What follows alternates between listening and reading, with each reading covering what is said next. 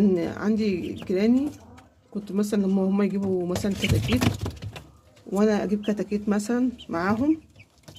هما مثلا يجيبوا مثلا يحطوها في اكياس سودا ويغطوها بقماشة، انا اروح اجيبها مثلا في كرتونة واجيب بيها. مثلا الناس كلها طبعا شايفة ان انا ايه، الناس طبعا شايفة ان انا جايبة كتاكيت.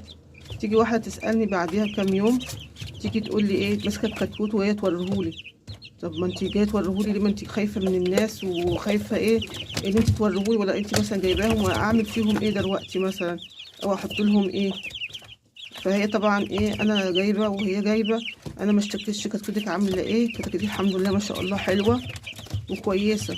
طب انا الكتاكيت اللي لسه جايباها، ان لو شفتيني لما راح اجيب معاكي، فاكره؟ قلت لها اه مثلا فاكره، دي الكتكوت فيه كذا وفي كذا وفي كذا وفي كذا. طب وحضرتك ما جيتيش قلتي لي ليه من الاول؟ طيب تسأليني وجاية توريهولي يعني بعد ما هو ما تعب منك وباظ، وجاية تسأليني.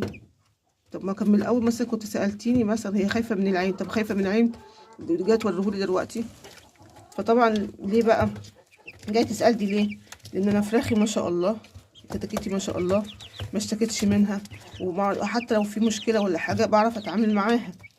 انتي فاهمانة هتعرفي تربي، لكن انتي مش فاهمانة وعايزة تربي وخلاص. طب ما تسألي، طيب اسألي. باب العلم بالشيء، العلم بالشيء ولا الجهل بيه.